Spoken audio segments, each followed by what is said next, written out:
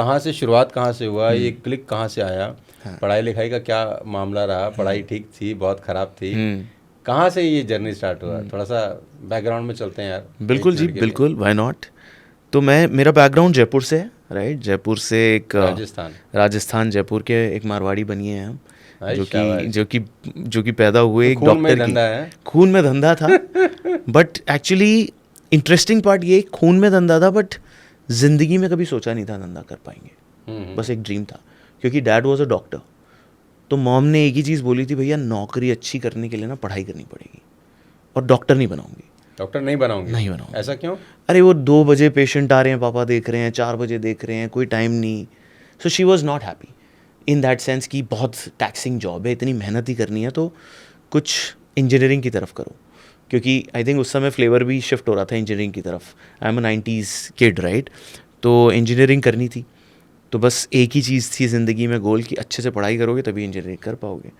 और एम्बिशन उन्होंने I think seed करी पूरी लाइफ, कि भाई नाम आकाश क्यों रखा है तुम्हारा, लुक अच्छा। अप, लुक अप, ऊपर देखो, बड़ा सोचो, आकाश तक जाना है। She is been telling me all my life, एक ही चीज़ बोली उन्होंने। और अरे वाह यार। और छोटी छोटी पेपर की वो कटिंग्स में कुछ अच्छी मोटिवेशनल नहीं आती थी, इतनी सी वो स्टोरीज आती थी, कुछ अच्छा सा एक मॉरल वैल्यू या कुछ, बस यही 2 चीज़ें सिखाई है उन्होंने। बट उन्होंने जब ये सिखाया तो उन्होंने को ये समझ में नहीं तो आया ये कि जो सीड प्लांट करते हैं माँ हाँ, और बाप, इससे फर्क पड़ता है? बहुत ज़्यादा। मेरे को औरों का नहीं पता, बट मेरे को तो बहुत क्या फ़र्क क्या पड़ा। क्या लगता है जब बार बार एक ही हाँ, बात कोई बार बार दिमाग में इन्फ्यूज़ करता है कि बड़ा करना है, आसमान छूना है, तो खुद को कैसा लगता है सुनकर? और ऑन द अदर हैंड, अगर कोई माँ बाप बोल दें यार तो ऐसे तो होगा नहीं यार, तू क्या है, लड़का पैदा कर दिया हमने, तो इन दोनों में फ़र्क क्या होता है? बहुत फ़र्क है मेरे हिसाब से। जैसे? देखिए, जब आप किसी को बोलते हैं ना कि तुमसे होगा नहीं, और जो वो अपने बहुत क्लोज होते हैं, तो वो बहुत अंदर तक घर कर जाती है बात। और वो आप ना एक social, I would say, stigma या फिर एक अजीब से नेगेटिविटी में चले जाते हो। ये मैंने देखा है अपनी फैमिली में। बहुत सारे लोगों को जब उनको बोला गया कि तुम नहीं कर पाओगे, नहीं कर पाओगे, तो शायद वो उनमें घर कर गया। बट अगर आप एक तरह से किसी इंसान को बोलोगे कि तेरे को आगे देखना है, आगे देखना है, आप ये नहीं बोल रहे कि तू नहीं कर पाएगा। शायद मैं भी बहुत चीज़ें नहीं कर पाया, बट मैंने शायद ये सुना नहीं कि तू नहीं कर पाएगा, आगे चल, आगे देख, कोई बात नहीं। मार बहुत बड़ी है बचपन में, ऐसा नहीं है, थप्पड़ भी बहुत खाए हैं। बट आई थिंक उन थप्पड़ों से वही था कि मे बी ये इंसान का भी हो सकता है, human to human, that you look at positive side of things और you look at the pessimistic side of things. I think I am more optimistic. मुझे थोड़ा हर चीज़ हारने के बाद भी ना नेक्स्ट स्टेप देखने में, अगले दिन सुबह उठ के भूल जाने में मज़ा आता है कि यार भूल जा, वो तो बेकार था, वो उसमें से वो जो एक चीज़ ठीक थी ना, वो पकड़ लेते हैं। हारे हैं कोई बात नहीं, वो जो एक चीज़ निकली बस उस पर अब हैमर करते हैं। That has been my journey. Start कैसे हुआ जिप का? सीड कहाँ डला हो कि यार ये करते हैं? सीड एक्चुअली मैं ना बहुत सारे बिजनेसेस सोच रहा था, मेरे को करना था बिजनेस। मेरे को एक बार 2012 में एक इंस्टेंस था जहाँ पे किसी ने बिठा के बोल दिया था कि करना क्या है लाइफ में, ये तुम्हें पता होना चाहिए। मुझे नहीं पता था तब तक, मैं बस नौकरी कर रहा था, ग्रो कर रहा था, बहुत मेहनत कर रहा था, मेहनत से पीछे नहीं हटता था। बट जब मैं मेहनत बहुत कर रहा था, बट वो शायद डायरेक्शन लेस थी। ठीक है, जॉब में ए रेटिंग आ गई हर बार मेरे कॉर्पोरेट लैडर में मैंने टॉप रेटिंग ली है। A1 होती थी हमारे एयरटेल में, स्नैपडील में, जहाँ भी मैंने नौकरियाँ करी है। कहाँ कहाँ दस किया साल जॉब? 10 साल नौकरी करी। कहाँ कहाँ? डेल में करी सबसे पहले, बहुत बड़ी MNC। अच्छा। तो देखा कि अच्छा, बड़ी कंपनियाँ ऐसे चलती हैं। वहाँ भी 14 लोग का बैच गया था MBA का, तो सबसे कम्पीट करके बेस्ट होना है, वो करने की कोशिश करी। फिर एयरटेल गए, क्योंकि सेल्स और मार्केटिंग का बहुत शौक था। बट मार्केटिंग की नौकरी नहीं लगी हमारे कैंपस में, मुझे बिठाया नहीं किसी कंपनी में, क्योंकि मेरा मेजर IT था, माइनर मार्केटिंग था। तो मुझे मार्केटिंग करने का बहुत था, और एयरटेल में एक सेल्स एंड मार्केटिंग की जॉब आई। तो सेल्स ज़्यादा थी, बट कहीं लिखा था मार्केटिंग, मैंने अप्लाई किया, फाइट मारी, एंड आई गॉट दैट। तो वहाँ काम किया 5 साल। इंडिया में 4G लॉन्च किया with in that project, 1.5 years. तो वो किया। फिर जब वहाँ पे मुझे किसी ने बोला 2012 में कि आप बैठो और लिखो कि आपको करना क्या है लाइफ में, and he was one of my managers, a friend of the manager, वहीं एयरटेल में काम करते थे। तो मैंने पहली चीज़ लिखी डायरी में बैठ के कि मुझे एंटरप्रेन्योर बनना है, I want to do a business. जब जॉब कर रहे थे? जब जॉब कर रहे थे। तो उसके बाद इनफैक्ट ऐसे नहीं कि कल से एंटरप्रेन्योर बन गए, बट ज़िंदगी 2 जीनी शुरू कर दी, नौकरी जम के, और दूसरा कि बिज़नेस क्या करना है। तो मुझे 5 साल लगे to be very frank. After that dream also that became so vivid in front of me कि मुझे एंटरप्रेन्योर बनना है, मुझे बिज़नेस बनाना है, मुझे स्टार्टअप बनाना है. बट फिर जो 5 साल मैंने काम किया स्टार्टअप्स में ही काम किया या फिर बिज़नेस बनाने का ही काम किया कि सीखा कि कैसे बनेगा, कैसे वो करेज लेके आऊँ. पैसे तो नहीं थे बट क्या मैं वो करेज और वो आइडिया ढूंढ सकता हूँ जो मुझे सेटिस्फाई करेगा और जिसमें मैं कूदूँ तो फिर हारने के बाद भी बुरा नहीं लगेगा, टू बी वेरी फ्रैंक. तो मैंने एक्चुअली वही सोचा कि एक ऐसी चीज़ चुनूँगा जो कि मतलब मज़ा आएगा करने में. अब वो जो पहली चीज़ सोची थी वो कुछ और थी, to be very frank. The first thought क्या वाज, सोचा था? फर्स्ट थॉट ऐसे ही किसी दिन बैठ के, maybe I should share this, I have never share this, कि मैं एक दिन ना, मैं रोज़ थोड़ी पूजा करता हूँ, मुझे अच्छा लगता है. I am a little religious बचपन से ही. तो मैं एक दिन पूजा कर रहा था और मेरे को दिमाग में आइडिया आया कि what if I have whatever I want as my dream or my ambition on my t-shirt, my goal, my inspiration, my best quote, whatever I like, can I have it on my t-shirt. वो available नहीं थी इस तरह से. तो मैंने कहा ऐसा कुछ बनाते हैं कि flaunt your mind, whatever is there in your mind, let's flaunt.com एक पोर्टल खोला.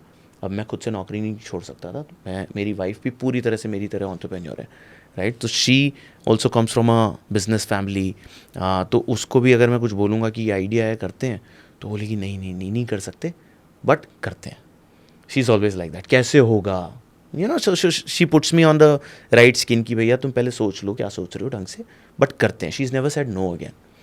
तो when I shared that with her, then we started figuring out. तो हमने पहला एक बिज़नेस उसने बनाया, लेट्स flaunt.com. वो चला तो एटलीस्ट ये समझ गया कि कंपनी कैसे रजिस्टर होती है, उसके सर्टिफिकेट्स कैसे लिए जाते हैं, शॉप एंड इस्टेब्लिशमेंट क्या होता है, जीएसटी सर्टिफिकेट क्या होता है. प्राइवेट लिमिटेड खोली, फिर बिज़नेस चालू किया, मशीनें खरीदी, टी शर्ट्स वेंडर्स के पास गए, टी शर्टें बनवाई. तो एक बिज़नेस का आइडिया आ गया था. उस 3-4 साल जब हमने वो बिज़नेस चलाया तो वो आइडिया आ गया था. बट मुझे ये भी समझ में आ गया था कि मेरा गोल तो कुछ बहुत बड़ा बनाने का है. जब मैं एक छोटा बिज़नेस बना सकता हूँ, 3-4-5 करोड़ के रेवेन्यू पे हम पहुँच गए थे, 50% मार्जिन था, it was making money, decent money.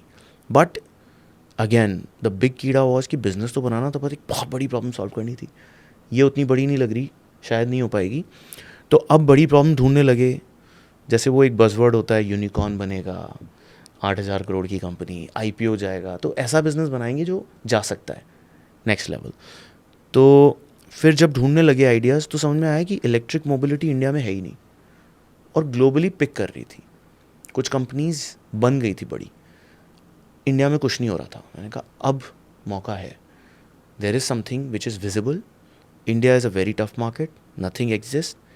But अब भी अगर नहीं कूदे तो फिर वो जो लिखा था ना वो फिर फेक है, यो फेक, काश ही बोलते रहोगे आप ज़िंदगी में.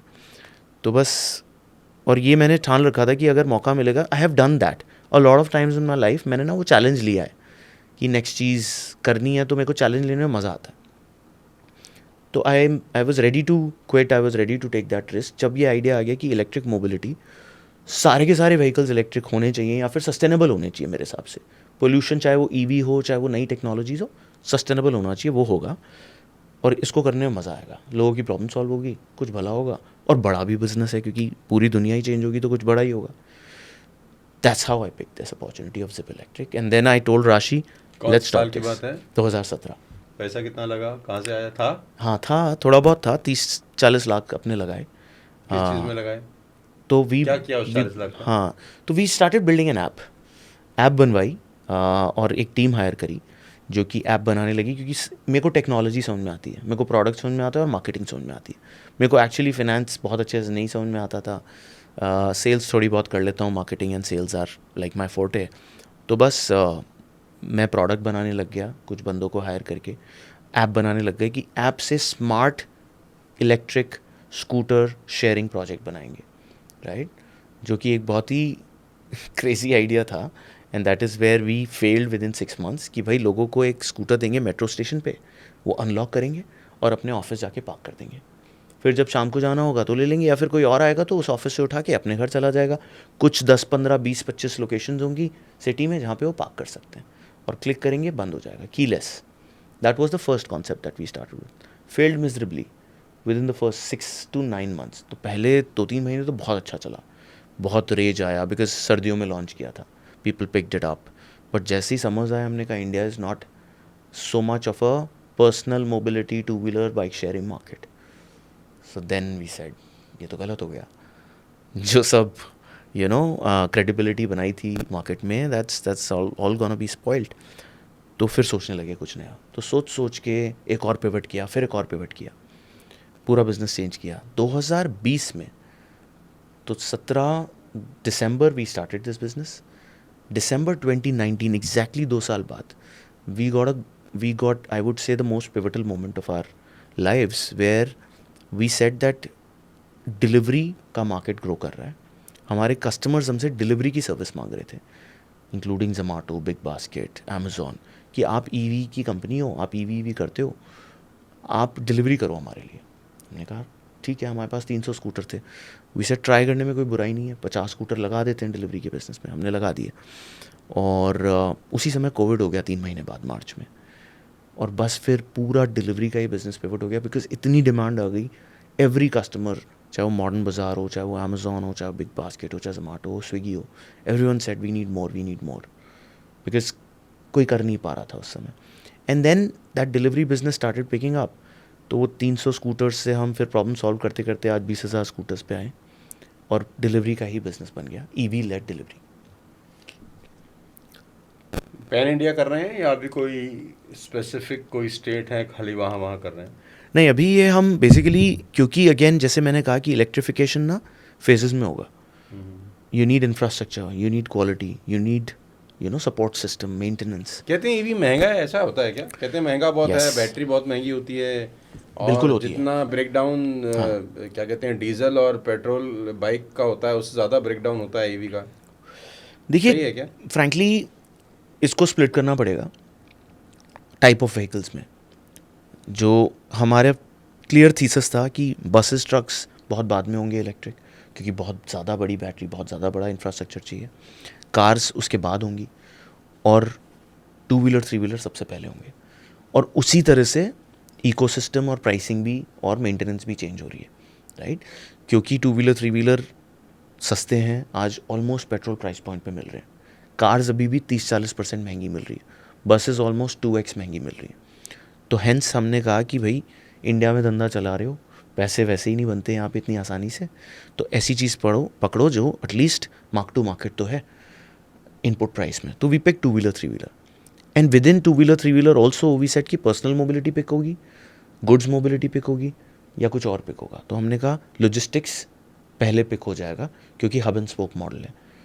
कुछ कस्टमर्स की प्रॉब्लम सॉल्व कर दी तो 50-60% देश की प्रॉब्लम सॉल्व हो जाएगी। तो that's how we kind of figured it out.